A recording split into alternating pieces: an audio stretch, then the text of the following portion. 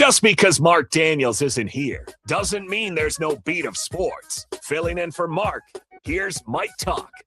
What is up, and welcome to day one of the NFL draft tonight. I'm Mike Tuck, and for Marc Daniels, traveling with the UCF Knights as they head out to Salt Lake City to take on the Utes of Utah. Chris Vasquez on the other side, not just the cowboy hat, but he's got the cowboy polo on today as well. Ready for two picks tonight. I almost brought the Cowboys helmet too. To wear? No. No. So that might be a little over the top. No, I mean, you know how it is. They have the protective stuff inside to make sure that you don't actually use it. But no. Is it a for full-size decoration. helmet or Yeah. like just a It's a full-size helmet. Full-size helmet. Yeah. Okay. Just place it right here in front of me. Yeah. Kind of rub it for good luck throughout the show. Yeah. You don't need to start rubbing it yet, I don't think. At least not while I'm here. Keep you rubbing back at home. And we're off and running.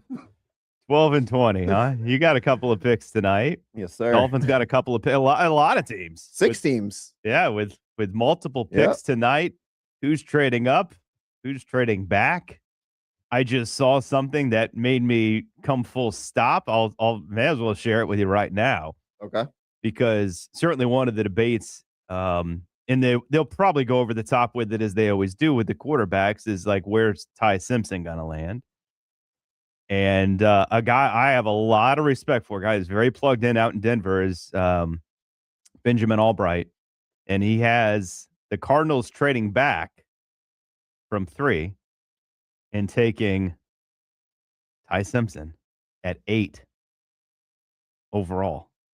So I've talked with Marc. And this isn't somebody who's making stuff up. Right. So it's like, wow, that would be, holy smokes, the top 10 pick. We've had Benjamin Albright on the show before. Yeah. And I like him a lot. I've had him. Very smart. I've talked with him in the past previously as well. Yeah. I actually do think the Cardinals will take Ty Simpson in the first round. I think they do trade back. They could take 12 and 20 from Dallas. Sure. And I could see them drafting Ty Simpson at 20. I guess it really doesn't matter if you're the Cardinals. If you can't trade back and acquire more picks, why wait and risk Ty Simpson getting drafted? So if you do feel he's your number one player, he's a guy that you want. I mean, the Giants did it a year ago. Yeah. What does it matter when you No, take but I'm him? saying the Giants did take the risk a year ago. They took Abdul Carter and then tried to figure out how we're going to get up to get Jackson Dart. And I guess we'll never really know unless another team volunteers that they were interested and the Giants did the right thing to move up. But that's kind of what you're always up against, is the unknown of, hey, someone makes a move. You're like, why'd they do that? Well, we don't know who else was. Even when a team moves back one spot or moves up one spot, sometimes you're like, why would they? Well, clearly there were other teams probably trying to move up to that spot to take the player they wanted. Yep. Right. So that happens. But yeah, this one it jumps off the page because he has New Orleans jumping up to get Arvell Reese and then just the one stop. And would think if you're the Cardinals, though, and again, you don't know who else, and it's just speculation, but it's speculation by somebody who's pretty plugged in here is, if you're at 8, then maybe you do try to move back, even if it's to 12 with Dallas or the Rams at 13 or some of these other teams that are willing to be aggressive to go get the guy they want. You probably can afford to even move back again if you were just going to do that. Right. And I think there's only 2 teams that are going to be interested in Ty Simpson, that being 1, the Cardinals, and 2, potentially the Steelers. Both teams need quarterbacks. I don't see, if you're the Steelers, I just don't wait on Aaron Rodgers. So I did this yesterday, so may as well bring it up now. So I just was going through, because it's not a very good quarterback class. Right. Teams that need a quarterback going into this draft. And I categorize them starter/challenger, right? So even if they're not the starter, then they'll challenge. And there's probably only one presumed starter in the entire draft, and he's going first. Right. Backups, teams that need backup quarterbacks, and then teams that might draft somebody just to develop them based on the fact they either have 2 quarterbacks on the roster and only 2 right now, or they have an older quarterback, i.e., Pittsburgh, that maybe that makes sense. So starter, challenger. So Vegas is taking a guy. You said Arizona. Like, to me, the Jets are in the same boat. They're not taking a quarterback this year. You don't think so? No. But you can make the same argument for Arizona if you're going to make that for the Jets to say, hey, just ride it out with Jacoby for the year and then But Jacoby Jacoby wants a new deal, though. Jacoby needs to look around the room. Read the room, dude. You are Jacoby Brissett, man. You are very fortunate to even be in consideration to be starting for a team right now. He wants a new deal. He outplayed Kyler Murray last year. Okay. What was the Cardinals' record, Chris? I don't care. Saying. Kyler Murray, by the way, got cut. You outplayed a guy that got cut, so relax on that. He's also a number one pick. That's my who cares? He's not here anymore. Jacoby Brissett, good luck finding a job somewhere else, dude. He will find one. Starting, probably not. No, that's my point. I'd come back to him and say, hey, there's probably one other team in the league. And honestly, maybe none. Like, I'm not sure Geno isn't better than him, right? No one else is going to give you a chance to start. Enjoy it while you got it, boss. Yeah. So anyway, there's only 3 that really, so to the idea of even trading up for a Simpson, like, I don't know. I mean, then there's the teams that need backups, and there's a lot of course, talk about the Rams, and they had interest until they moved 29, and now that's out the window. They're not, you wouldn't think, going to do it at 13. If you're trying to push to win a Super Bowl and trading for Trent McDuffie, I don't know why you would draft a backup quarterback. Exactly. Right? So that doesn't make sense. By the way, like, I looked at free agents, like, they could go out and get Russell Wilson if Jimmy Garoppolo retires. Like, they can, and you're probably not winning a Super Bowl anyway if Stafford gets hurt. Like, that's also part of the equation. Right. So as much as it matters, it may not matter except for trying to win a game or two in the regular season. The Rams, Bills, Broncos, Patriots, Packers, and Chargers, I would all look at that, at least need to look at trying to get somebody to possibly be a backup or compete to be a backup. None of those situations are very settled right now. Like, I'm pretty sure New England doesn't want to go to, what is it, Tommy Cutlets, if they don't have to. Right. And Buffalo, by the way, has got Kyle Allen now as the backup because Trubisky's in Tennessee. If you're looking to draft a backup quarterback, you're not going to take it in the first round. You're not using a first round pick. That's my point, right? Like, none of these teams would draft Ty Simpson at that point, I don't think. Now the developing ones like Miami, Pittsburgh, Baltimore, Carolina, Detroit, Tampa Bay. Again, I don't think any of them would, but there's certainly some consideration when you have older quarterbacks and or a younger quarterback last year's deal like Carolina. Pittsburgh obviously is very open-ended. The Dolphins less so. So I don't think Simpson's in their wheelhouse, but there's 15 teams though. Any other team, you're just doing it because you like somebody a lot and you're going to roll the dice on them later in the draft. But so back to Simpson, like, who's doing it? Like, and I guess that's part of the discussion. I think it has to be, right? Like, if you're Arizona, is, hey, do you really have to? Like, I don't know who you're competing with for Simpson, aside from maybe the Jets. Again, I don't think the Jets at 2, they're going to take David Bailey or Arvell Reese. Right. And I think, but at 16, would the Jets take Simpson? That's probably the only thing floating in my mind if I'm Arizona is, hey, do we just need to make sure we stay ahead of the Jets at 16 to ensure we get the guy? I just don't see the Jets taking the quarterback this year. They have so many holes that taking a quarterback this year, you're just going to have him sit behind Geno and endure another abysmal season? Yeah. Because the quarterback, again, we thought the quarterback class this year was going to be great. But that would be Simpson in Arizona too, probably for a while. I mean, Simpson's he's got 1 year start. He's a development guy. You're not going to turn it over to him and have him drive the car. I think Arizona's a little bit more, with the new head coach too, I think they're a little bit more put together than the Jets are. The Jets are dead man walking there, Glenn. I would agree with you. Yes. I would agree with you. It would feel like a waste. So I'll come to your side on that. I'm not saying the Jets shouldn't at least speculate on something, but like it would sort of feel like a waste because if you're just going to fire everybody after the year over anyway and draft a quarterback next year, did you really need to take one? But Arizona's also not exactly the safest environment either. If things go incredibly poorly again, they might be doing the same thing. Nothing would stop Arizona or the Jets if they're picking in the top 5 next year from taking a quarterback. I think if Arizona, for whatever reason, if they're picking again in the top 5 next year after taking Ty Simpson this year, they're going to build around Ty Simpson. They're not going to draft another quarterback next year. That just absolutely makes no sense. It doesn't make any sort of sense. Arizona is also the team that took what's his face there out of UCLA and then took Kyler Murray the next year. The kid they traded to the Dolphins, who I'm blanking on right now. Josh Rosen, yeah. I mean, sometimes you just go, all right, we didn't think we'd be in this spot. Now that we are. I guess. Yeah, that makes sense. I don't. That's like a fluky situation. It would be stunning. I'm not disputing what he thinks could happen, but that would be stunning to me for Ty Simpson to go in the top 10. It really would. Someone texted in. Has anyone been able to explain why the Raiders paid Kirk all that money when they're taking Mendoza? They're not paying Kirk Cousins a lot of money. No. He's not getting paid. Atlanta's on the hook for a majority of his money. Right. And then Kirk Cousins is essentially on what, a 1-year deal? Yeah. So Yep. Just that explains that situation. Just a veteran in the room. Yep. And again, we talked about that when that happened. How many weeks he'll be the starter until Mendoza takes over. We'll see. That'll be a training camp topic of discussion for sure. I think Mendoza is going to start day 1.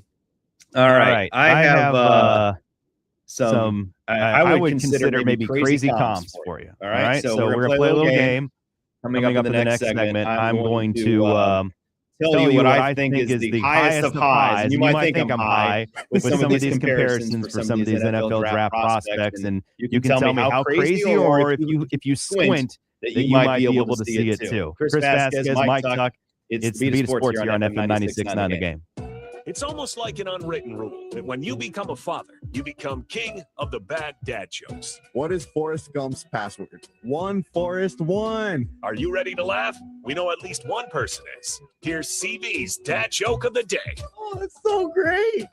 All right, Tuck, you're always so difficult, but I think I got you on this one. I definitely don't think I'm worse than Mark is. I think I laugh more than Mark does. You don't. Okay. All right, maybe I'm wrong. All right. What does an educated owl say?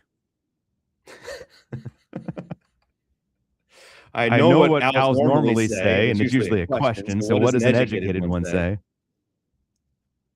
Whom? Whom?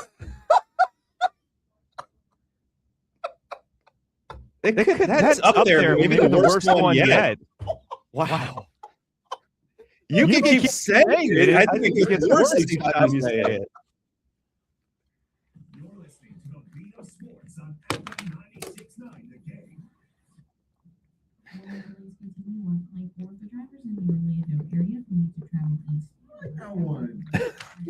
No, that's pretty bad.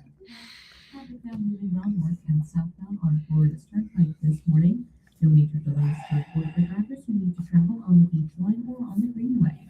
If you come across any major traffic problems, just make sure to call the Valvoline Instant Oil Change Traffic Tip Line at 866-676-8477 with traffic on Samantha Canning. This report is sponsored by Summit Racing Equipment. It's Car Care Month, and Summit Racing has what you need for bumper-to-bumper care. Revive the interior, exterior, underhood, and more. Shop summitracing.com.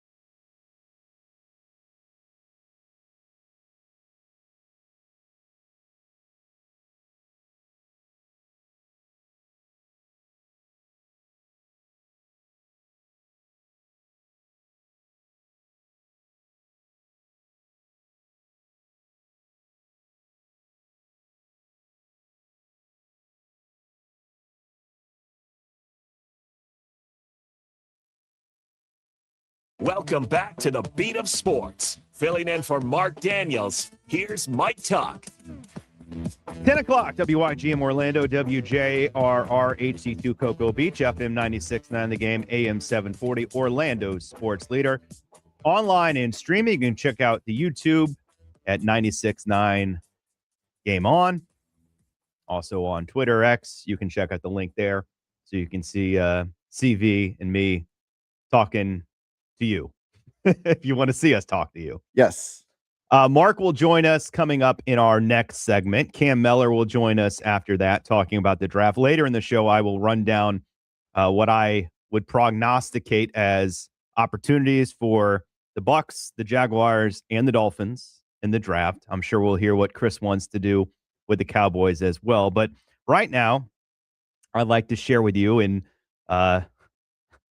so it's not wasted time in my life that I've spent on, if you will, scouting all these NFL draft prospects. Some crazy comps is what I'm calling it. So you might think I'm nuts, but when I close my eyes and I watch the way these guys play, it reminds me of, in the best case scenario, some of these other guys. All right, so we're going to start with the guy some people consider to be the best player in this draft, Jeremiah Love, the Notre Dame running back, who has not met a defender he didn't want to jump over. He is on the field an insane athlete, the way he moves. Running with power, running with grace. You could even say he's got a certain sweetness about him that when I squint, I see Walter Payton. Physically reminiscent, the way he is built, of the great Walter Payton. Am I nuts for thinking that Jeremiah Love, who might go as high as the top 3 tonight, could have a Hall of Fame career like Walter Payton?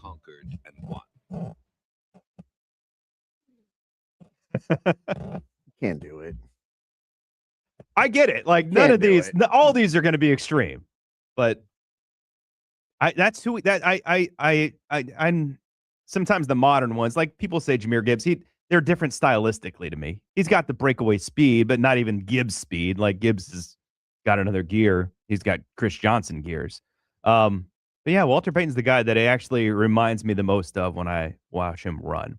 All right, and give you another one. This one probably fits on more ways than one. Jordan Tyson, who perhaps the Giants traded up to get, or maybe they're going to use the 5th pick on Jordan Tyson. Some people think that. I see another giant in Odell Beckham Jr. The acrobatic nature, the way he over-exaggerates his routes, just his flexibility and Gumby-like ability in the air. I see a lot of Odell Beckham Jr. and Jordan Tyson. Do you see the diva attitude too? And kicking net shenanigans? Maybe. I don't know if he's going to kick any nets. Is he going to propose to a net? Brother plays in the NBA. Like, you can see like the basketball player in him and the way he plays the position of wide receiver. I do see some similarities. I don't think he has the breakaway speed. That's the one element I don't think he has that Odell Beckham has. Does a hamstring issue bother you? Yeah, all the injuries. He's got a now. They're all different injuries, but an assortment of injuries. I do see potential for him to be the best wide receiver out of this group, but I also see potential for it just not working out because of he just can't stay on the field, unfortunately. Would you take him over Carnell Tate? Carnell Tate. Let's go to him next. Carnell Tate. Now, a lot of people have referenced T. Higgins. I actually don't know that Carnell Tate's an outside X wide receiver. The guy he actually reminds me a lot of, and maybe it's the 17 that's playing tricks on my mind. He reminds me a lot of Devontae Adams. He is a precision, and I mean, you watch him work. He's bigger than Chris Olave and JSN, fellow Ohio State guys, but runs his routes with such precision. He is aggressive in his cuts, inside, outside, back to the ball. He comes back to the ball as well as anybody I've seen in recent memory. sideline, his toes, excellent. He's got a little DeAndre Hopkins in that way too, but I see Carnell Tate a lot like Devontae Adams, which obviously would be tremendous upside for the team that selects him. Yeah, I mean, Devontae Adams is a stud. He's short-handed. Again, the route running is just pristine. If Devontae was a Ohio State wide receiver instead of a Fresno State wide receiver, there's a decent chance he wouldn't have been a second-round pick. He might have been a top 10 pick. Yeah, probably. That's the kind of the way I see that one. Chris Bell, who's coming off an ACL. I saw him running 18 miles per hour in a treadmill yesterday. Well, he's coming off an ACL injury last year, so obviously trying to get back healthy. The guy he reminds me of, it's a little crazy, but Terrell Eldorado Owens is who he actually reminds me a little bit of with the ball in his hands. He's thicker. He's a legit 220, 225. I don't know what he is after recovering from ACL surgery, but for a guy that big, you're not supposed to be able to run away from people after the catch the way he does. He is a physical athlete with the ball in his hands. When I was a kid or younger, I guess I felt like a kid. The one thing we would kind of term routes when I was playing with friends, like, play, and like the TO was, hey, just get the ball to him, like just that quick pitch to the outside. And a lot of times it was a stiff arm and TO is gone, like getting up the sideline, and that's kind of the player Chris Bell is. You get him a lot of crossers, Louisville did, and he's very, very dangerous with the ball in his hands and just the physicality in the run after catch. He doesn't look like he should be moving that fast. T.O. ran a 4.63. I don't think Chris Bell would be anything better than that. Did you ever think that T.O., just think about the Hall of Fame, did he look like he was running a 4.63? He looked like it was a lot faster than that to me. Yeah, he looked fast. Yeah, and I had to look that up. I was like, wow, coming out of Chattanooga, he only ran a 4.63. So 40 times mean nothing. Maybe I'm not as crazy as I thought. Mekhi Lemon, everyone's talking about the USC wide receiver, reminding them of a fellow USC wide receiver, and I'm Amon-Ra St. Brown. I don't really see that. Oddly enough, I do see another USC wide receiver who reminds me of Robert Woods, or as Shot Doctor and I used to call him, Bob Woods. Buffalo, of course, took him in the second round. He probably made more fame for himself with the Rams in his career, getting to a Super Bowl with them. But both 5'11". And honestly, the weird thing is, kind of like the way Robert Woods was, there's nothing really impressive about him physically. He doesn't look fast. His movements don't look like he should be able to get open. He's not like imposing. He's not like, there's nothing about him that stands out except for, gosh, he always is involved in the run game, always blocking well, always able to get open on various levels. And that's kind of the way I see Mekhi Lemon. I don't think he should be good, but I probably should like him more than I do. And I think he's a wild card tonight, too. I don't know where he's going to go. Yeah, I've seen a lot of mock drafts kind of having him fluctuate between top 10, late 20s. Right. I do think he's got a really wide window. Who is your favorite receiver in this draft? I would have to say, just based on safeness, I would take Carnell Tate. I don't think Carnell Tate fails. I think at worst, you're looking at a guy that is a highly productive second wide receiver in your offense. And by the way, I think there's some depth and some interesting guys in this receiving group, but I think Tate is the guy that has the most polish and chance to be successful. I think a lot of people look down on him too, because he was Jeremiah Smith's number 2, and like in the history of Buckeye wide receivers here recently, like he's probably as least glamorous as any of them. Even Emeka set all the records because he stayed there for a long time. But Tate's just good, man. It's like they're just a football factory. Yeah, I think they are. Other places he might stand out more, but there he stands out a little bit less. How about you? I'd probably have to say Carnell Tate, just because of the history of Ohio State receivers. Yeah. You look at that team. I mean, they were just so loaded, and it's almost shocking that they're going to have maybe 3 or 4 of the top 10 picks potentially. They could be the first team ever to have 4 in the top 10. And to not win a championship, that's almost kind of disappointing. Of course it is.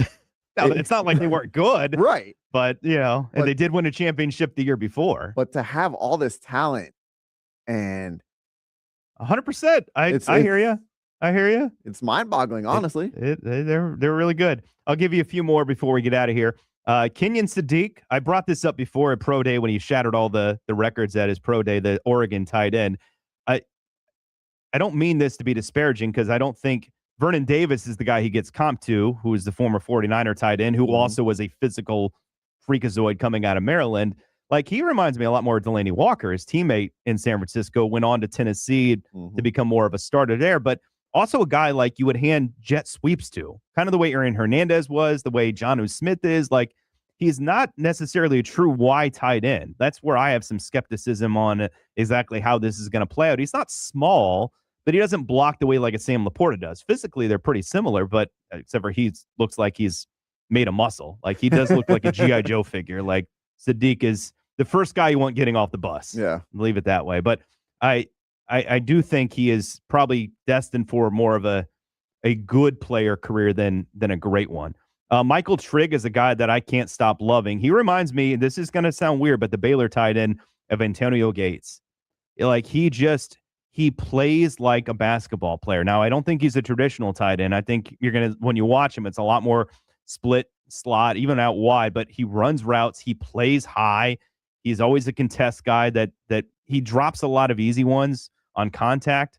Maybe that's the downfall, and maybe even the fact that he's not going to be maybe an inline tight end. But I just see him as a weapon. If you take a chance on, he might be something. Bare minimum, I think he's Isaiah Likely. Bare minimum, but I think his maximum is a lot higher.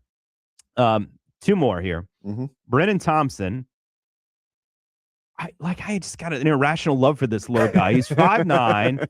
He's about 165. He ran 4.26 at his pro day. But you can see it. Don't roll your eyes. If you watch him at Mississippi State, he's got go, man. Like, he gets the ball and you're not catching him. He reminds me a lot of Deshaun Jackson. Physically, they're almost the same. I thought Jackson looked skinnier, but like he actually outweighed him by a few pounds. The weird thing is Jackson obviously was a great punt returner too, on top of just being a terrific wide receiver stretching the field. Like, Thompson only had one punt return in his career, and he took it back 44 yards. I have no idea why he didn't get more. He had a 44-yard punt return. You'd think you might want to throw him back there again. But I love him a lot on day 3 of this draft. And then Eli Heidenreich is a guy a lot of people are going to highlight, the Navy running back. But have you watched him at all? You have any idea? So he's a running back, but he only carried the ball a handful of times. He was almost more of a slot back, if you will, in that Navy running offense. But I swear to God, if we ever do a movie on Christian McCaffrey, he is the stunt double. He is the stunt. He wears 22, so it looks like Carolina Christian McCaffrey. His movements, he moves the same way as Christian McCaffrey. He's the same size, the same weight. He even, like, his drills, like all the different 3-cone drill, like, he broke the 3-cone drill record. And he, like, every drill number stacks up almost even, if not better, than Christian McCaffrey. You'll see him on day 3. And I don't know if he's going to get drafted as a wide receiver versus a running back, because he didn't really run anything. Everything was a jet sweep or an option. Everything was outside. But he was running big boy routes. We're not talking about screens. Everything was down the field. He's running corners. He's running outs. He's running goes.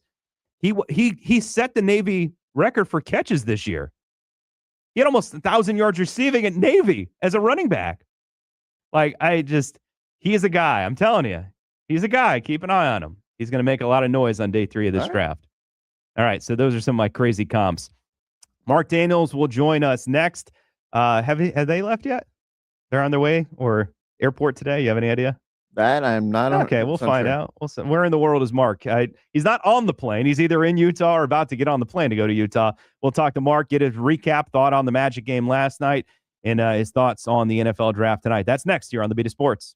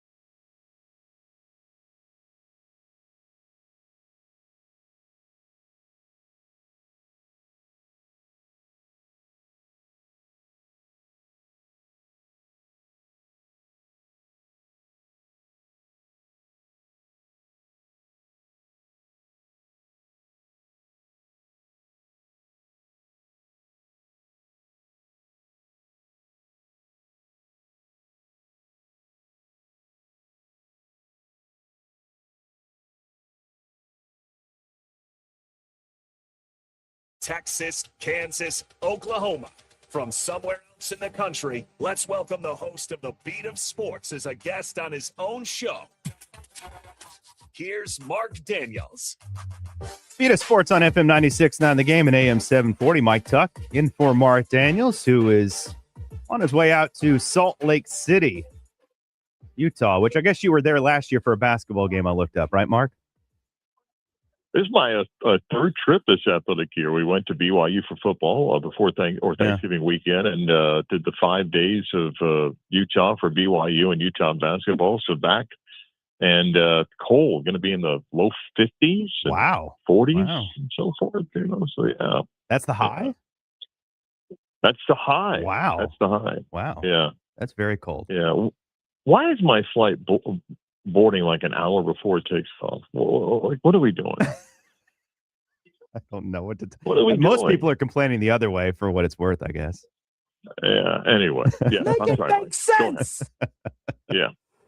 Oh man, I am reminded with the NFL going to 8 minutes to pick your guy in the first round tonight of way back when we used to do the NFL draft parties at Friday's Front Row in 2000 Street. Do you remember that mess when Minnesota got passed on the clock like a couple of times? I remember that. And then back then, wasn't it 15 minutes? And didn't it take like 6 hours to go through the first round? Yes, it was like all day Saturday. Yeah. Like you're exhausted when you walked out of there. You're just exhausted. I remember. Those are the great days. I mean, those are fun days. But yeah, if you can't pick it in 8 minutes, come on. Yeah.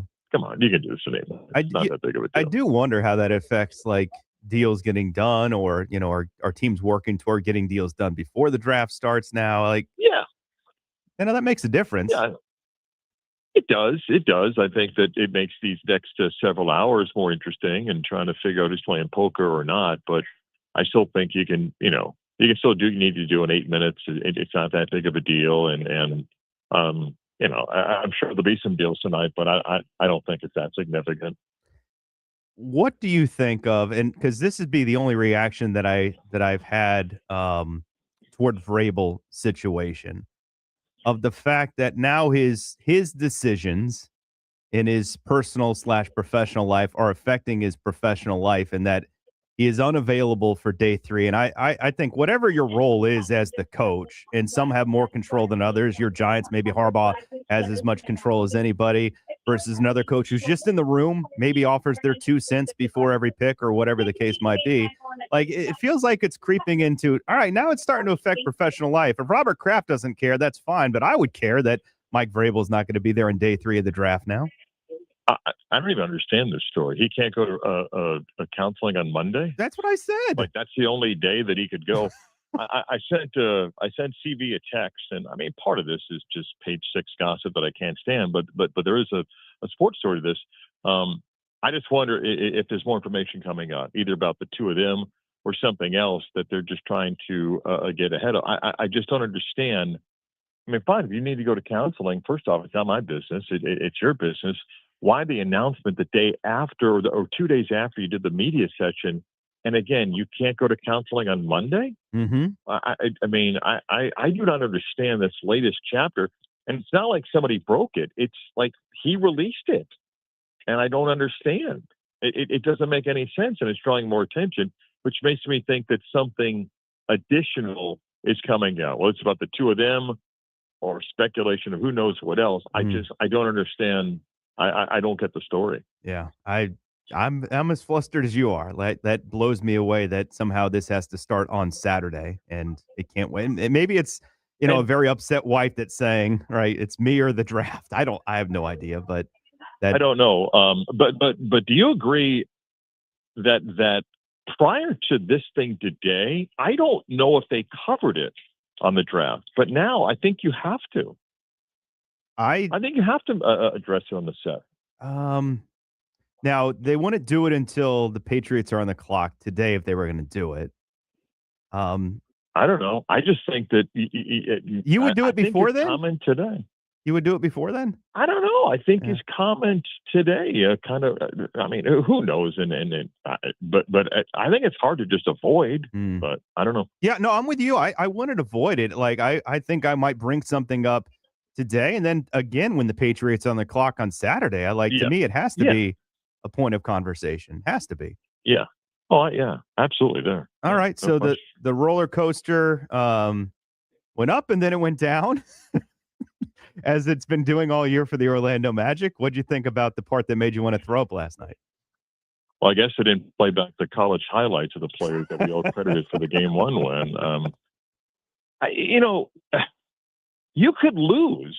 Yeah. Like, if the Magic lost by 12 and they're competitive and Detroit is, hitting some shots, everything. It's just the third quarter again. And you're like, are you kidding me? Like, what in the world? Now, they were... again, I'll just be a glass half full guy that they didn't shoot well at all in the first half, and they're right there. Okay, and then the second, the few minutes of the early third quarter, you're like, did you guys get a different script in the locker room or something? Because no effort on defense, none. Which actually, I thought they played fairly decent defense in the first half. Yeah, no effort on defense, nobody getting back. And all of a sudden, here's stagnant offense, and then we're just going to shoot and okay, we'll just keep missing and not try something different.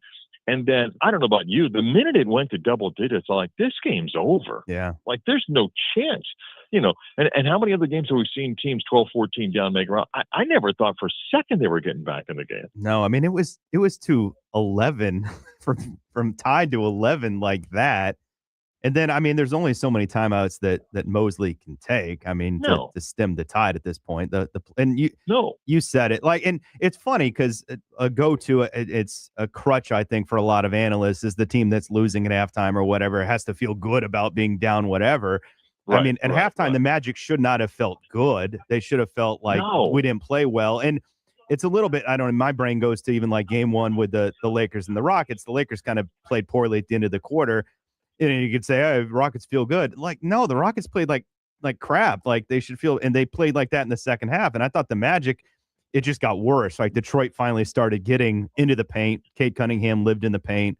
They were, Duncan Robinson was knocking down his threes, and like you said, it went 11 to 20 to 25 like that, and it was over. Right. Here's the thing, though. I don't know if there's a carryover because just how flaky the Magic are. I could see the Magic on Saturday afternoon come out, feed off the energy, and win the game. I don't think the series is over. I just think it was one of those. Yeah, that's the Magic at times this season. Look at these third quarters, and here's another one. But I think they could win Saturday. Yeah, no, I do too. You're 1-1. I mean, at the end of the day, you wipe it, but you do have to look at it because all of the issues that the Magic have shown to have during the year offensively, all of those things showed up in spades. And then you said I thought they played well on defense in the first half, and in the second half, bad offense led to bad defense. It carried over in the way you don't want it to.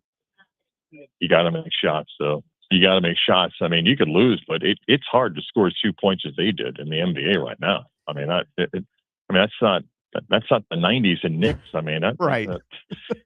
It's hard to score that few points. Yeah. So, I don't know. It's just, I'm sitting there going, third quarter, but 30 to 3. You don't see too many 30 to 3s over 7 minutes. No, in fact, my wife said to me, I want to know how that happens. I'm explaining. I don't know if you're watching, but then they went to Rip Hamilton, right? Yes. And the reporter asked Rip, and he gives a pro Pistons answer. My wife goes, no, I need to know why the Magic just did this. And I said, honey, I can't answer that anymore.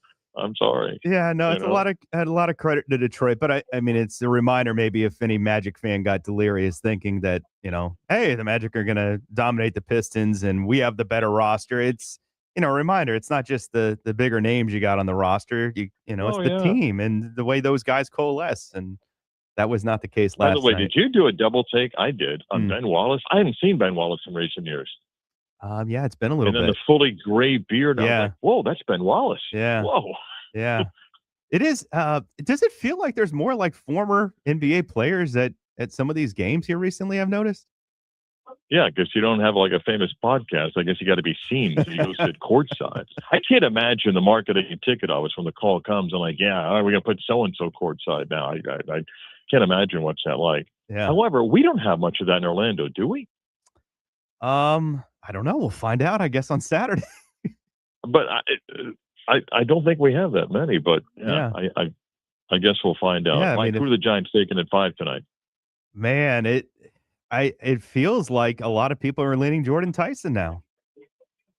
Well, I wouldn't take him at 5. I know, but it feels like that's the guy that they want to get. Maybe they felt like Cleveland was going to take him at 6, or Washington is going to take him at 7. They're going to take him there and live with whatever defensive player falls. Where's Jeremiah Love going? Would you want Jeremiah Love?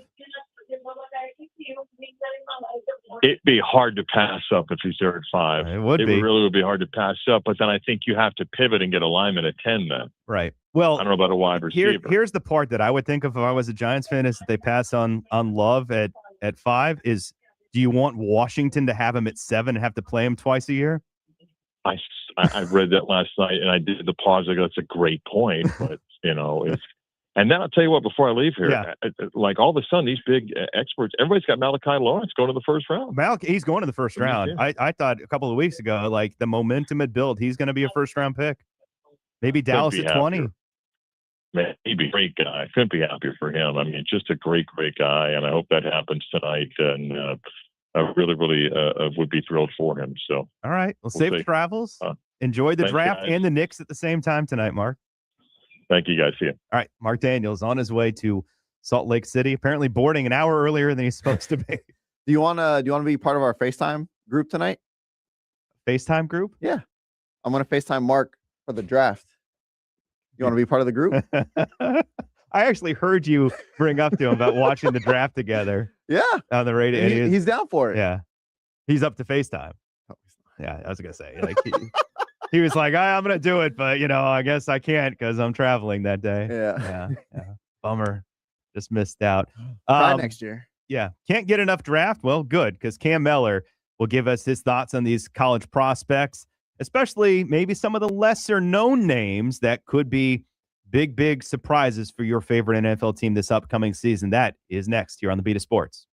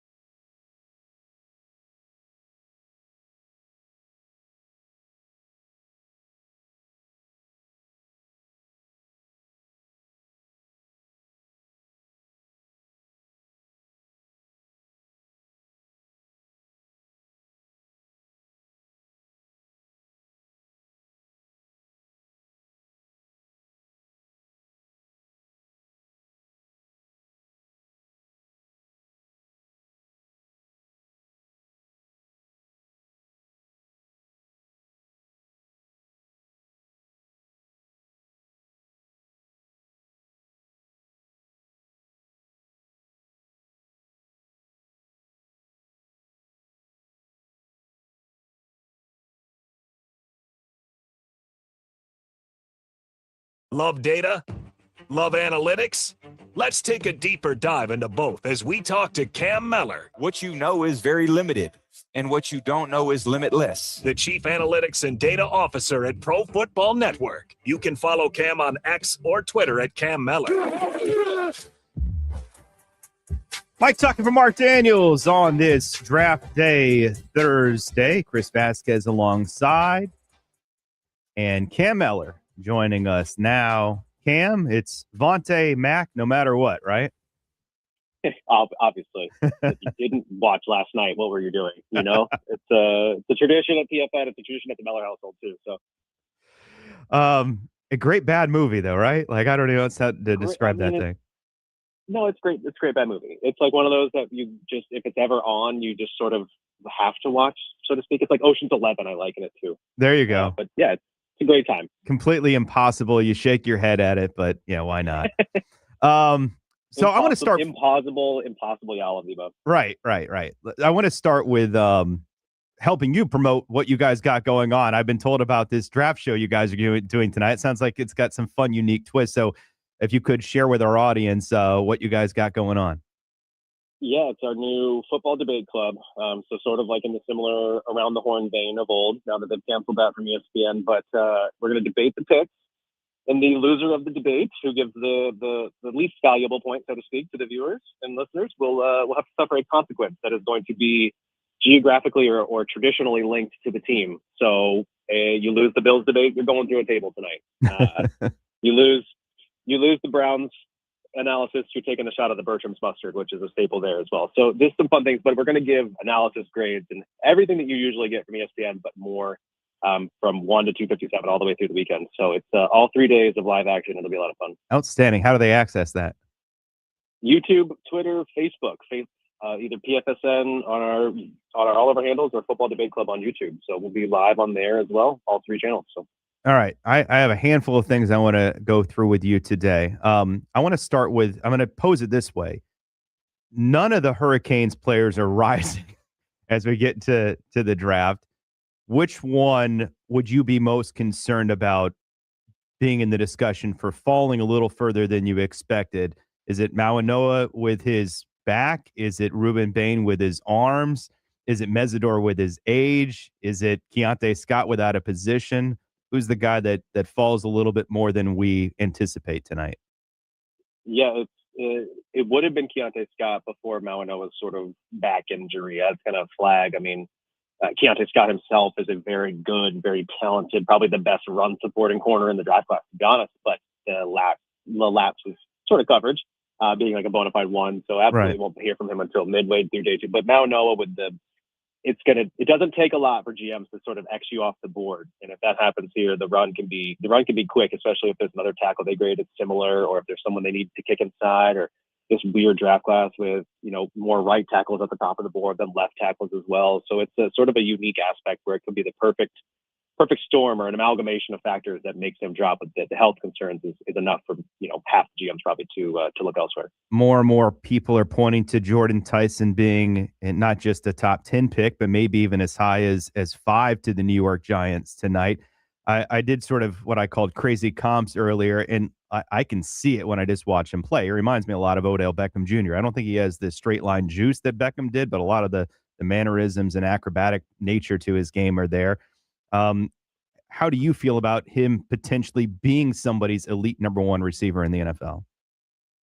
To me, he gets that nod over Carnell Tate. I love Tate's overall ability, but Tyson, when healthy, I don't think there's a better guy that starts off the line of scrimmage better in this draft class, or maybe even from last year's draft class combined as well. There's a lot of what maybe Michael Wilson does right now that we've seen developmentally. He's gotten better in the NFL. He was better NFL pro than he was in college as well. So that's sort of his ceiling for an NFL pro, but he's also got the juice at the line of scrimmage that Michael Wilson doesn't have, almost in the vein of like a Jackson Smith and Jigba. So to me, he becomes a bona fide 1 because it's the new age 1 that he beats. To me, I think there's no one better with routes off the line of scrimmage, separation ability as well. So whoever gets him, that quarterback, he should very quickly become his best friend. Marc Daniels and I were talking in the previous segment. He's on his way out to Utah with UCF baseball about Malachi Lawrence, which of course Marc knows very well as being the play-by-play voice for UCF. I mean, legitimately 2 to maybe even more than 2 weeks ago, there were a lot of draft pundits that were suggesting he's the best pass rusher in this draft. Not going to be the first guy chosen, but almost a lock to be a first-round pick. What do you think of the chances of Malachi Lawrence hearing his name called tonight and where?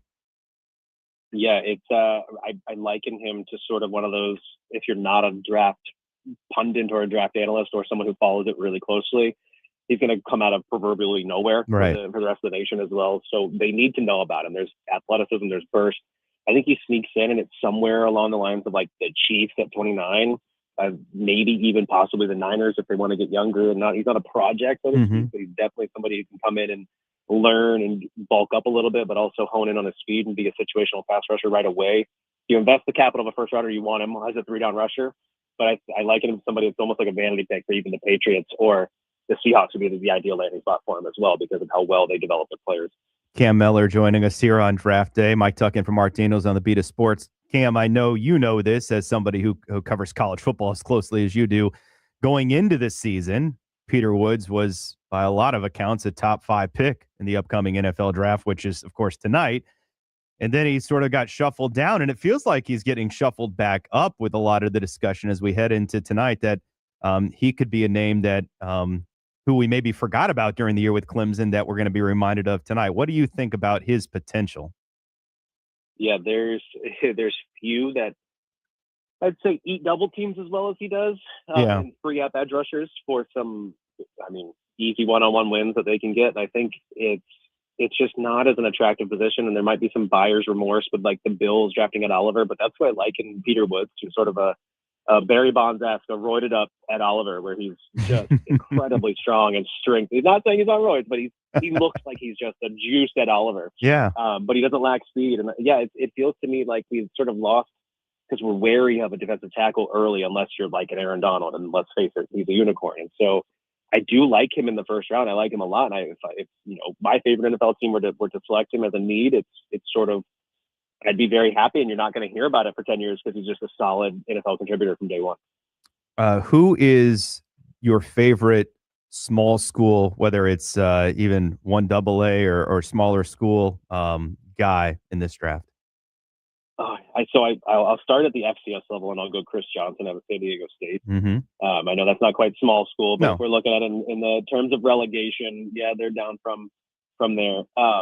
What he was able to do and what he was able to put forth this past season, not only locked down coverage, but broke our grading system with how well he did. Mm-hmm. And then it might sound cheap and cheesy, but I'm going to go North Dakota State. I'm going to go to Bryce Lance because I feel like he's cracked the top 100 across all the consensus boards, but that's only because of how he tested. But if you watch what he was able to do the past 2 seasons with the Bison, honestly, I feel like he's going to be a better pro than Trey Lance was, which seems like an easy cop-out, but he's got a long career as like an ex-alpha receiver on the outside. Would not be surprised if he became a wide receiver 2 in the NFL.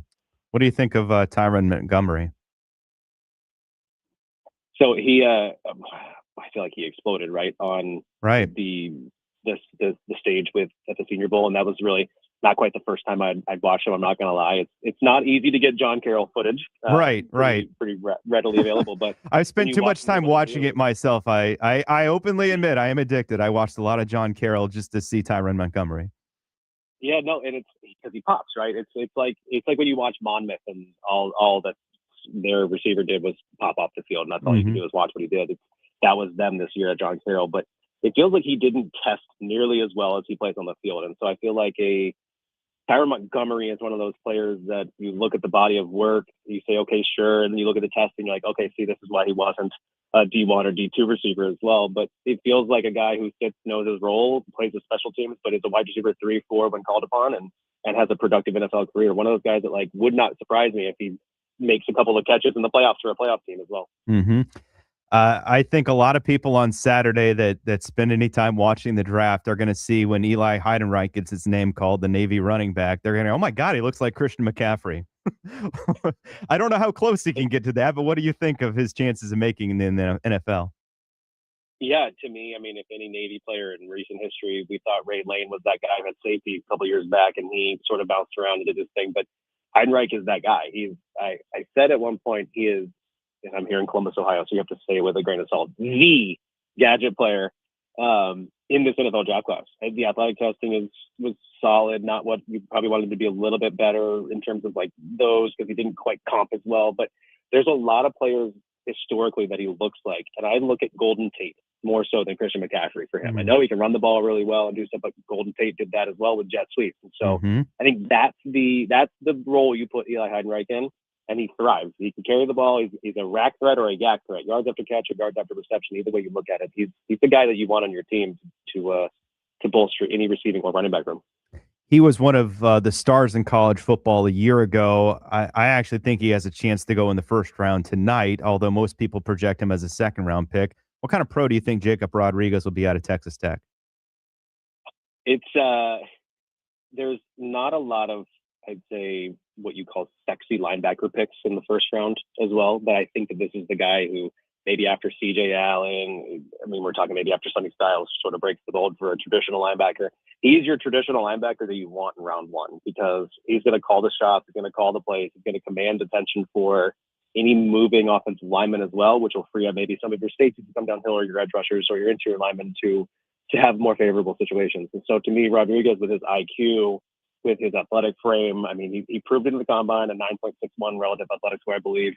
And what he was able to do, I mean, the guy is as battle tested as they come. So injuries maybe concern me, the longevity of his career, but if you're getting him on a rookie contract, I want him for 5 years. So I want to sneak into the first round and draft him.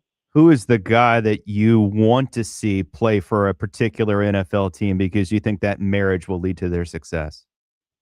Oh, that's an interesting one. Honestly, I want to see, and I'll go to the top of the draft. Okay. I want to see David Bailey go to the Jets. Okay. And I want to see like what they thought Jermaine Johnson would have been, what they thought many of these signings that they've done. David Bailey is the guy that changes their franchise to me. Wow. And if they're going to have to go to the defense side of the ball, which I think they should, as much as you might want to go coverage, there's no coverage guy to me that jumps out and gives them an interception for the first time in 2 seasons or whatever it is. I think Bailey is the guy. He won faster than anybody. He won more times faster than anybody this past season. He did it against top tier tackles. And I think the translatable skills that make him a day one Pro Bowl candidate. And I think that changes their franchise on the defense side of the ball. Wow. Interesting. So you think he can be a 3-down player? I think he'd be a 3-down player. I think that his length, his reach, and his ability to sort of move across the front, I think there's ability for him to play in the flats as well. He's more athletic than people give him credit for. So, yeah, I like him on every play. All right. I have a little concern, but I hear you. I like the enthusiasm. Certainly Aaron Glenn likes to hear that. Nobody needs it more than Aaron Glenn does this upcoming year for the Jets. On the horn, Aaron, I'll sell you. What is the best landing spot so that Jeremiah Love doesn't end up having a rookie season like Ashton Genty? I want to say, I feel like he's going to go to the Titans, and the Giants probably can't pass him, but if he slips to the Commanders, that's 7. I think, they're only a year removed and an injury from Jaden Daniels away from being in the playoffs and the NFC Championship. I mean, we're talking a team that's ready to win and can win now if Daniels stays healthy, and I think Love in that backfield with Ja'Cory Cross should be a vital carrier of the ball, so to speak. But I think Love takes the pressure off of a guy like Daniels, doesn't make him have to feel like Superman. You can probably say that about Cam Ward or even Jackson Dart with the teams above them there. But I think at the Commanders at 7, he doesn't have to be Superman as well. And he can be that maybe 2-down rusher as he gets acclimated and not have to worry about catching on the backfield and have a year that he actually has an offensive line in front of him. All right. So I think that at this stage, we know Mendoza's going 1. There's so much momentum. It would probably be a surprise if Bailey doesn't go 2. We have some questions certainly at 3 and there 4, but who is the one guy from the college player perspective that, man, you have no idea where he's going to end up tonight, that you're just like, cannot wait to see if he ends up, whether it's 10 or 20 or 25, like that one guy? So Caleb Downs, I feel like there's been a lot of this discussion about Caleb Downs, and if you want to take him in the top 10, you want him to look and feel like Derwin James. He doesn't quite do that. He plays differently, but he lost his black stripe 4 practices in at Ohio State. He started at Alabama as a freshman. I mean, this is the guy who's going to be ready and be a perennial All-Pro, in my opinion. So wherever he lands, I'll be a fan of that team, or at least their defensive secondary, because I feel like it's a guy who changes a culture as well. And so I know we've heard some GMs say throw out positional value with him and whatnot, but a lot of the discourse hasn't been about what he does on the field. It's been about him as a safety. And I think he's a valuable member of whatever team he lands on tonight. And I'll be happy to see wherever he goes for that team and that family. All right. Before I let you go, remind everybody where they're going to check you guys out tonight, debating each pick as it comes up. Yeah, if you want to see, Jacob and Fonte are incoming, so our draft analysts go through a table like Bills fans, or maybe eating some Rocky Mountain oysters. We have YouTube Football Debate Club, or anywhere on our website, Pro Football Network, or our Twitter handles at Pro Football Network across all of Twitter, Facebook, and any social media. Outstanding. Love the conversation with you, Cam, and enjoy the draft tonight. Hopefully it's not you winding up going through a table. I'll take one for the team here and there if I need to, but only when it comes to the spicy food I got for him too. So there you go. Fortunately, as a host, I don't have to. So appreciate you. All right, man. Have fun. Cam Mellor. Guess he's hosting. He doesn't have to go through the table. That's good news. Yeah. Although I've told Mark this when I went to the Cowboys-Bills game a few years ago, I wanted to find tailgaters who had tables set up because I wanted to go through a table. Chris, what's wrong with you, man? What? One in Buffalo, right? No. Why not? Oh, God. One in Buffalo, just you record go through a table. Somebody else doing it and post it. You don't have to be the one. It. I want to do it. Yes, you want the one with the back pain or the concussion. Yeah. Golly, Bills fans. Embrace yourself in the culture, Tuck. Is there a dumber ritual than that? I don't know if there's one that's dumber than that. I don't think it's dumb. I think it's fun. The news is next.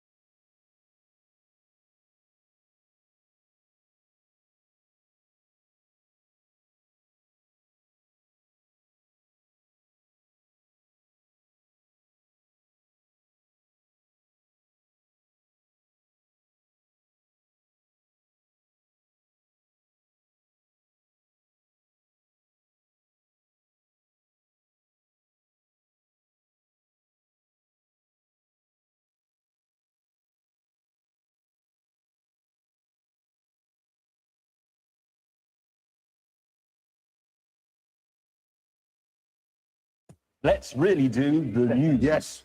Now it is time to do the news. But now it's time for the news.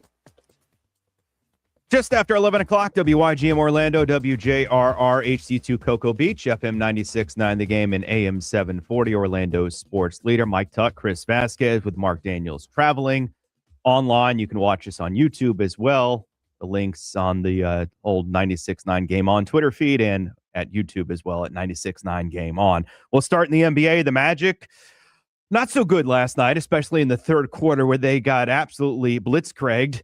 And a 30-3 run to start the quarter was the main culprit as they fell 98-83 in a game that was not that particularly close, especially in the second half. So series knotted up at 1 game apiece.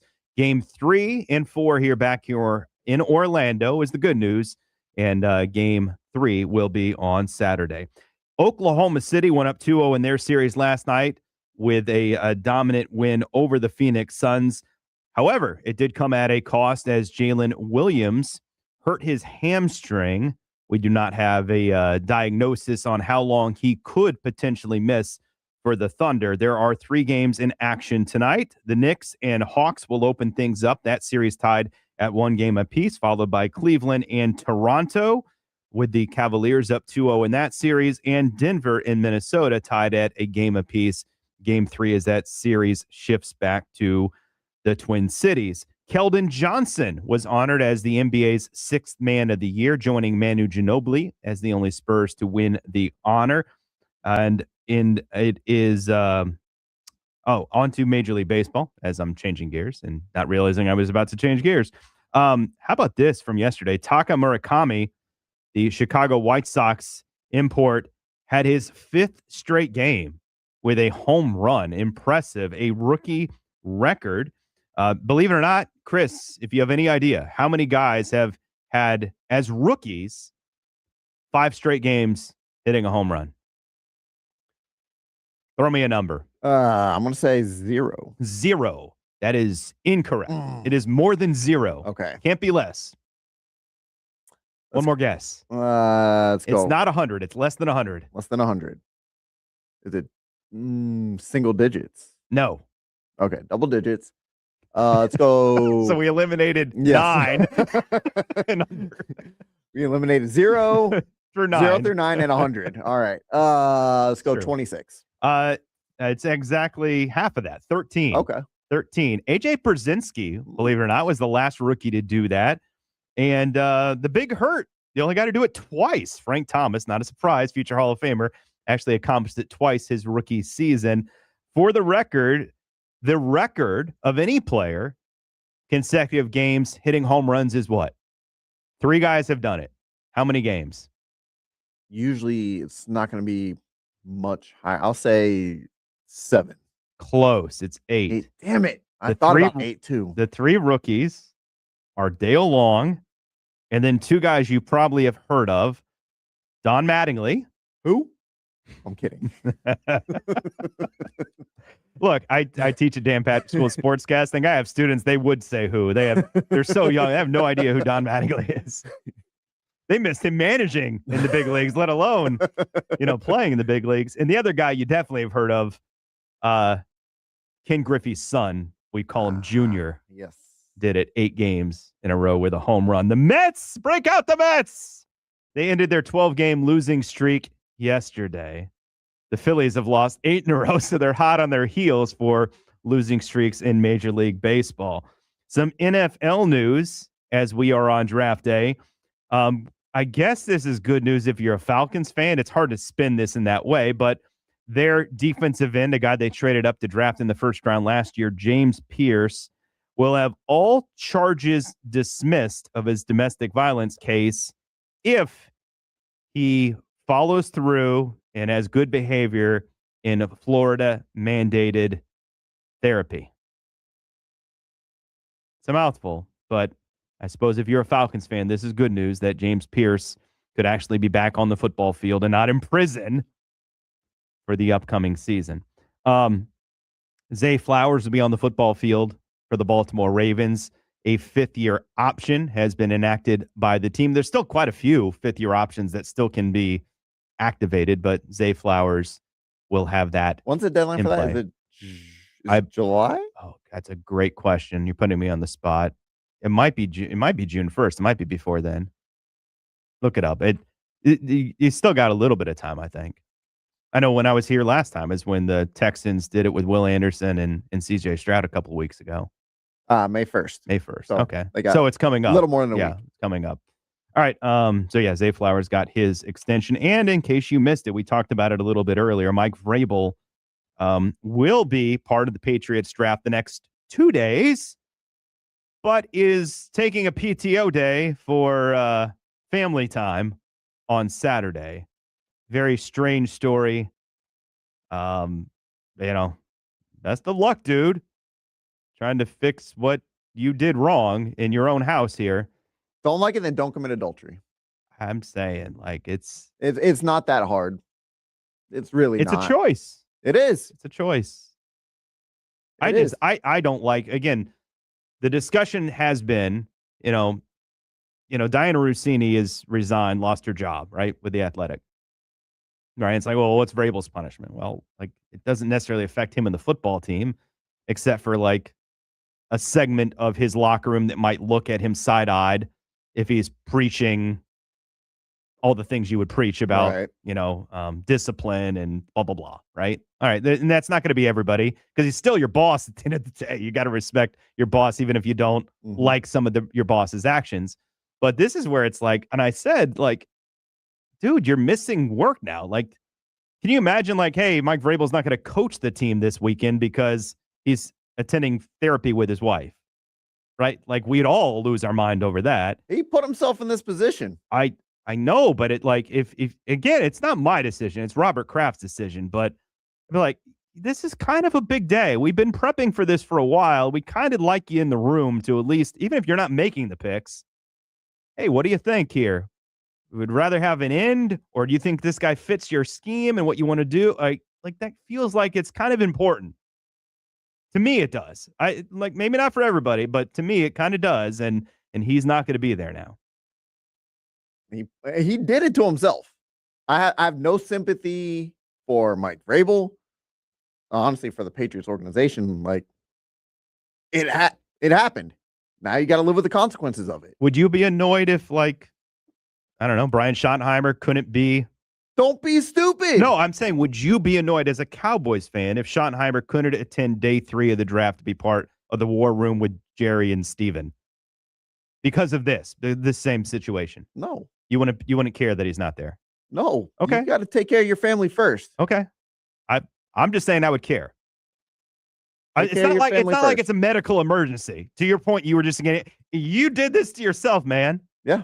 Like, I get it if, like, it's a medical emergency and you can't be there. That's different than what we're talking about here. I don't know why we just can't do this on, as Mark said, Monday, or do it on Sunday. I don't know. Do it after the draft.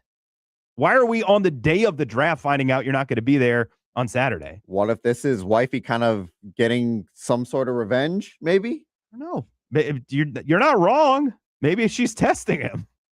But again, he has bosses too that he has to answer to. Clearly, they're going to let him not be there, but I just don't like it. 8:00 tonight, first round of the NFL draft. 8 minutes for the first round. So it'll go a little bit faster, and planning on staying up late. You may not have to stay up as late this year. If you are a Dolphins fan, a Bucks fan, or a Jaguars fan, I have my full breakdown of what your draft days will look like the next 3 days, what you might do with those picks, and who you might take with those picks coming up next here on the Beat of Sports.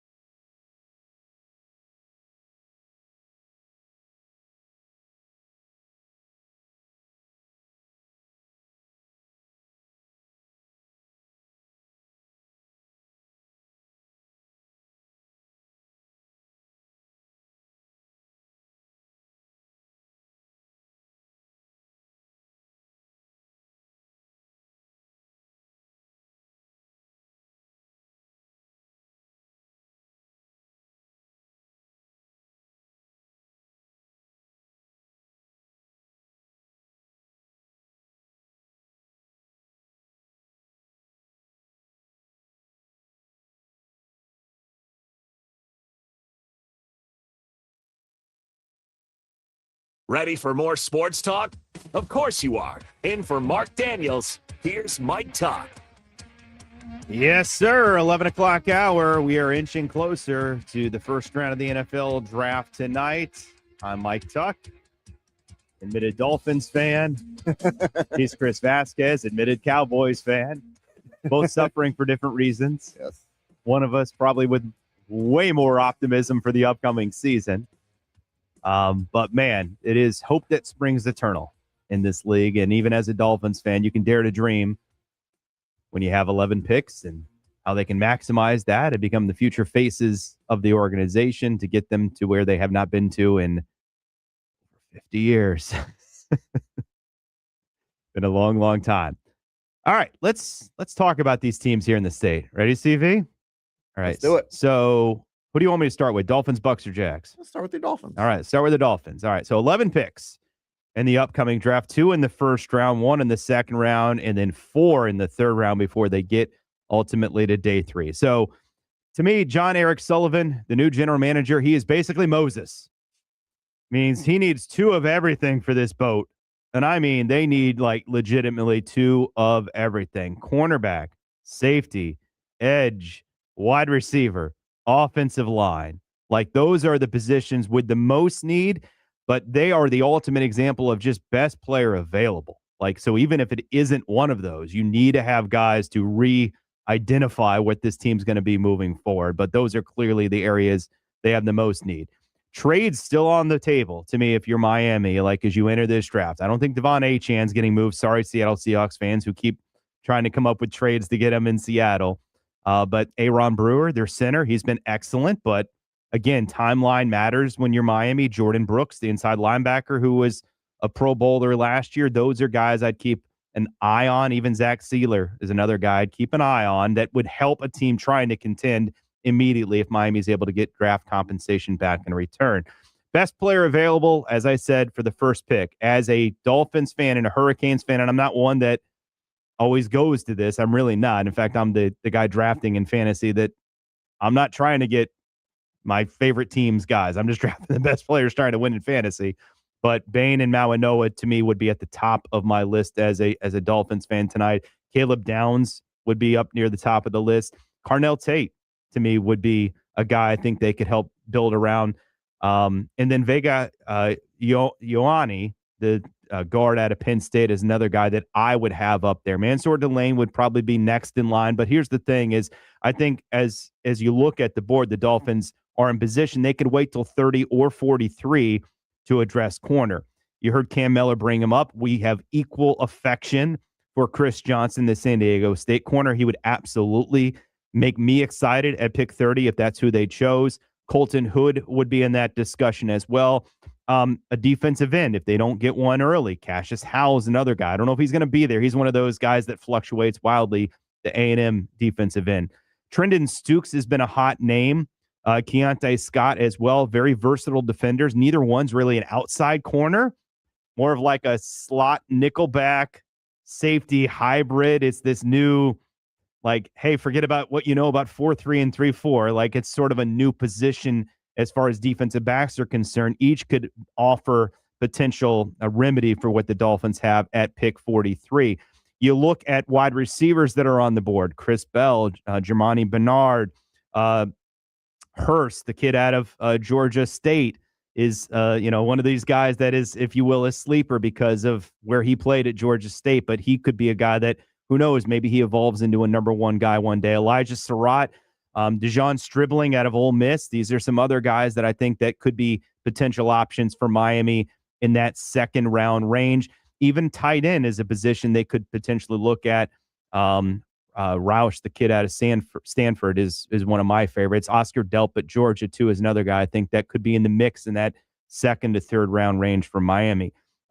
Defensive ends, I think there's a lot of edge rushers that could go in the third round range. They're a little bit tweeners, right? That's usually why those guys aren't first rounders, is they're a little bit too small. They're not quite as heavy in the britches as they need to be.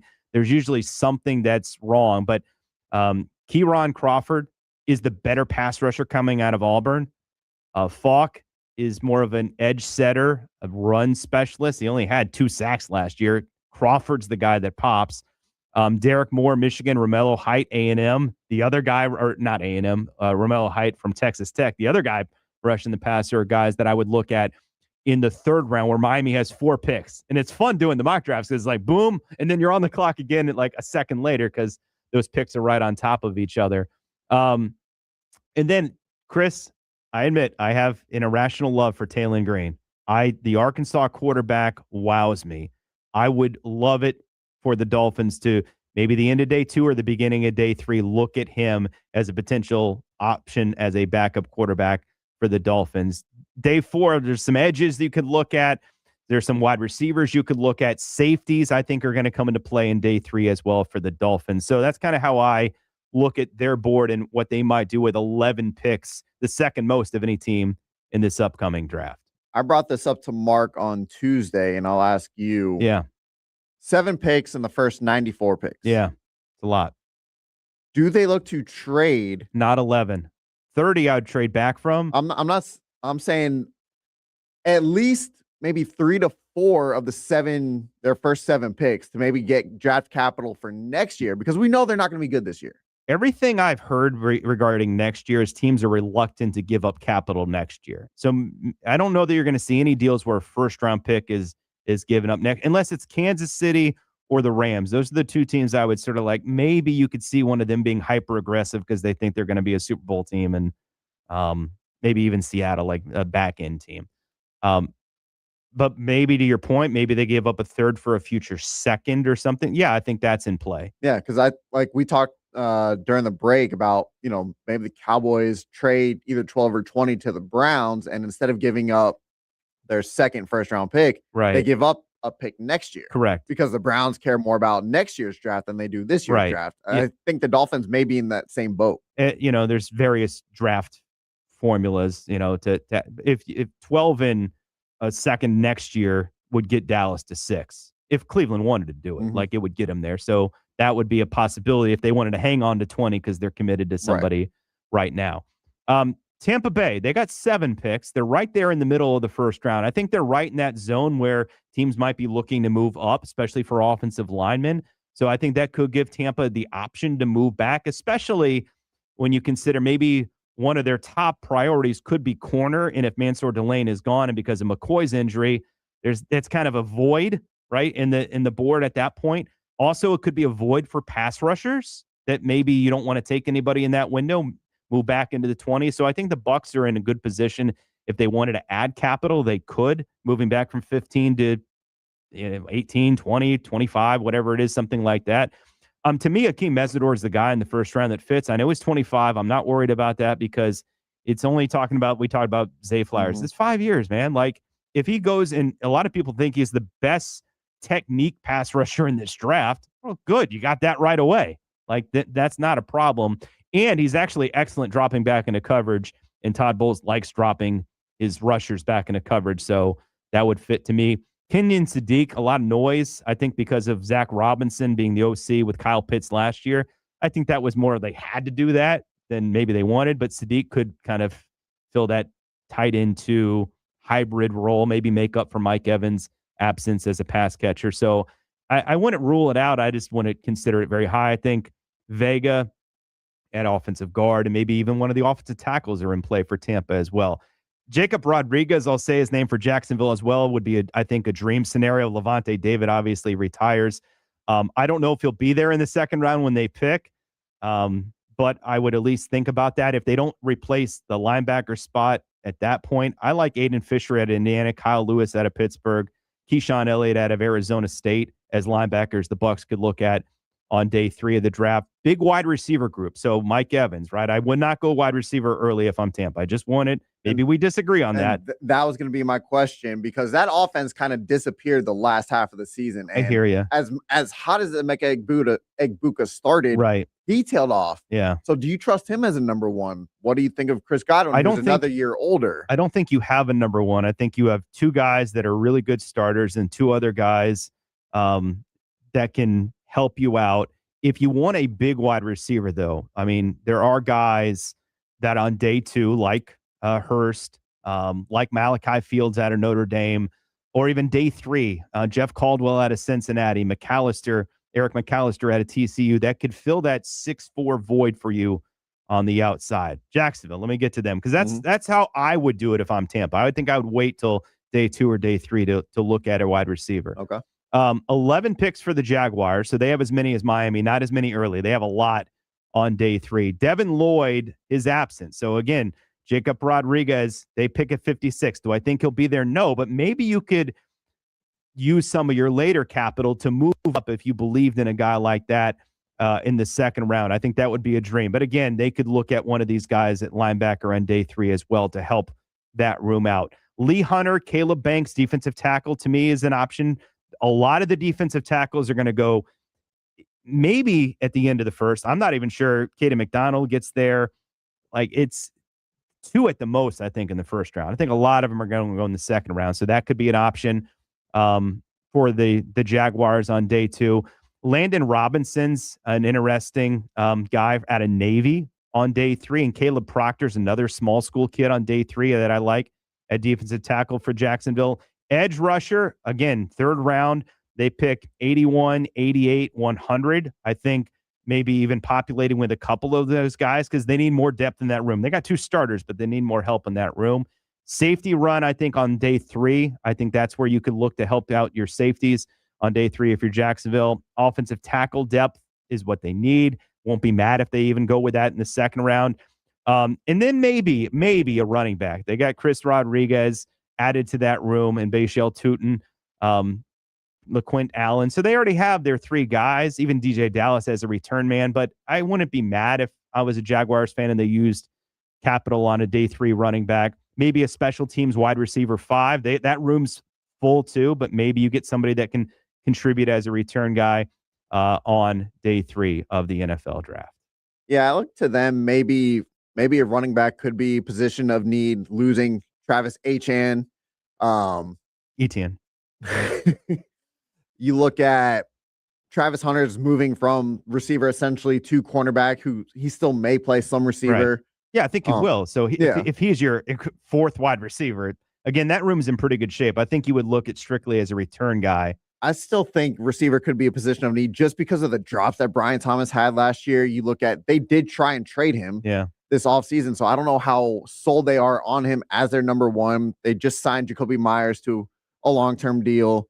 So I think he's either their number 2 or maybe Brian Thomas Parker is the Washington number 2. Played as the number 1 last year. I mean, you look at the last month, Parker Washington was unbelievable. So I think that room's in good shape. I think they could upgrade it for sure. I think they could definitely upgrade. They play in a weak division. So, that benefits them just like it does the Bucs. Yeah. I still think you're going to need offense. Okay. And, surround Trevor Lawrence with as many weapons as you can. I like their offense. Their running game could be better, and that's where I might just go offensive line to make sure we do a better job before Jacksonville going into next season. All right, so that's my thoughts on the 3 state teams. Got a little bit of a game show. I'm going to play with Chris Vasquez when we get back here in regards to tonight's NFL draft and some things to look out for. You don't want to miss it. That's next here on the Beat of Sports.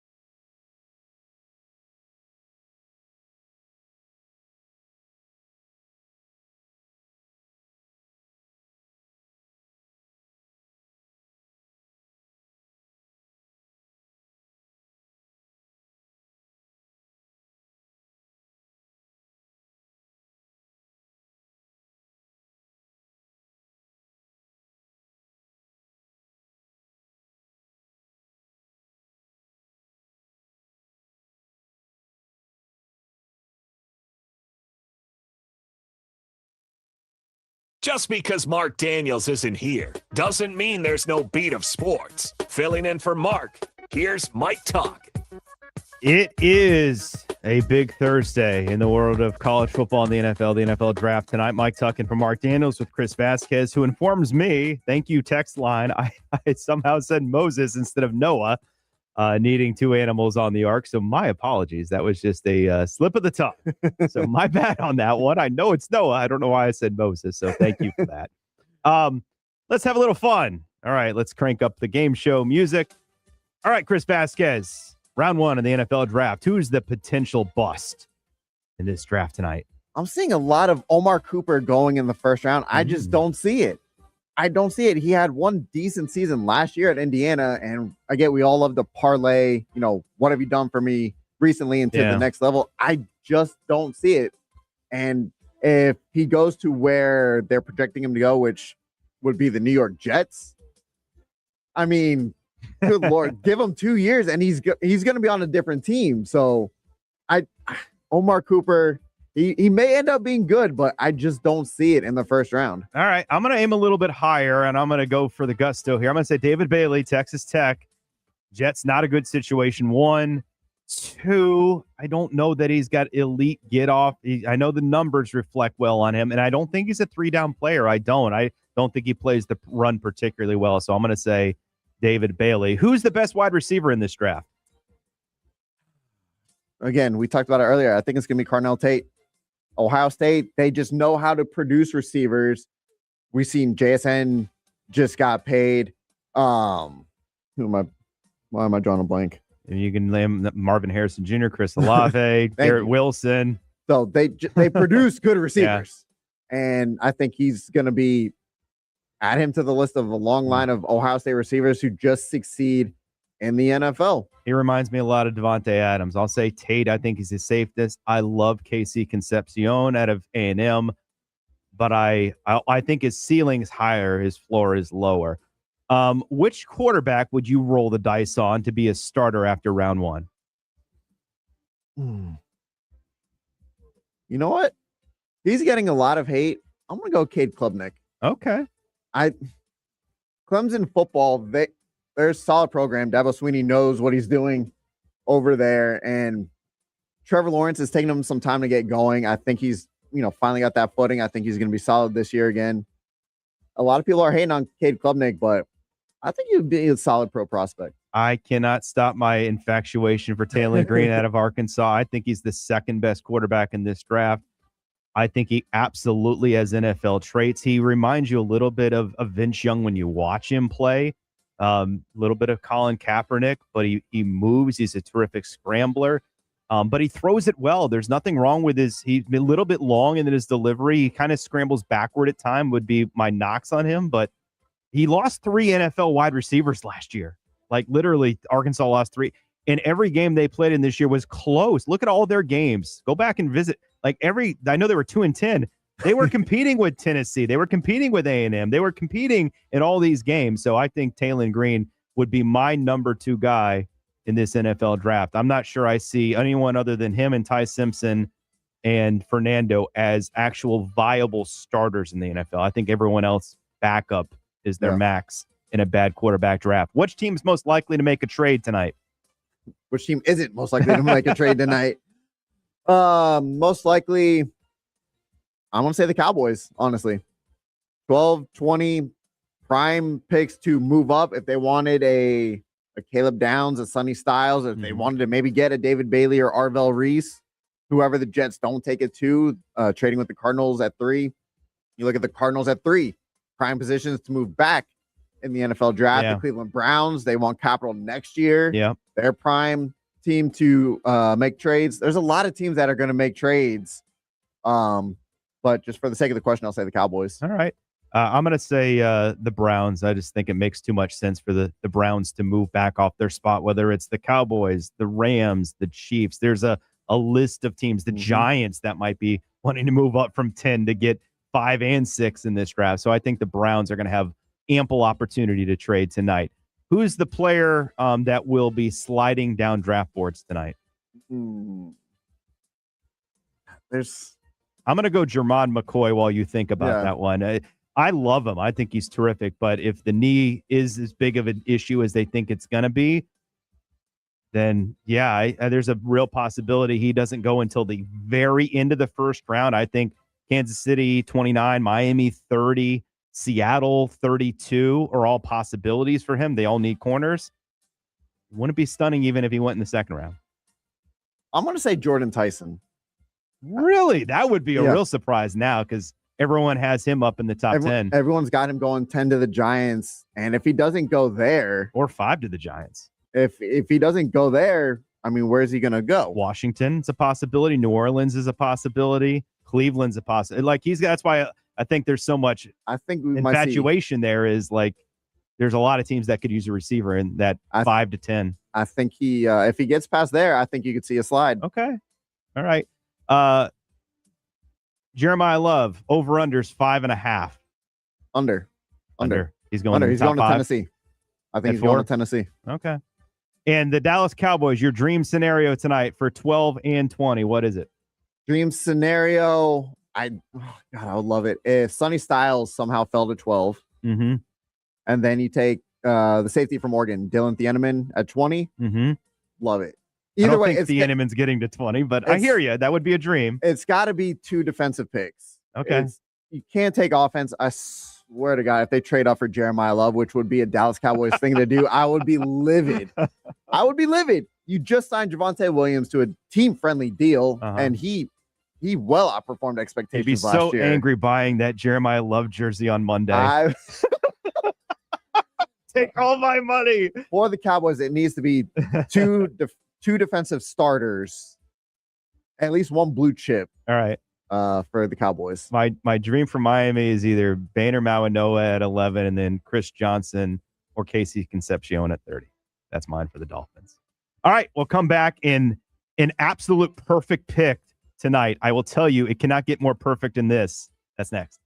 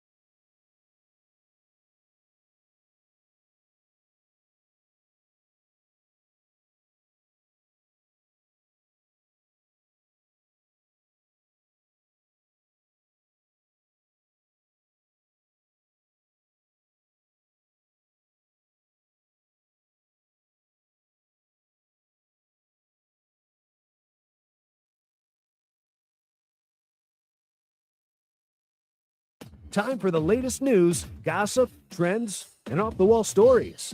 Trends. That's the craziest thing I ever heard. All right, if there is a perfect match in this NFL draft, it is the team, the LA Rams, who currently employs a Waters, a Lake, and a Rivers to draft Indiana cornerback D'Angelo Pons tonight. There has never been a more match made in heaven than that tonight. Tomorrow night. It'll be tomorrow, probably round 2 in the NFL draft. Devin Hester, now Hall of Famer, was the 57th pick of the draft.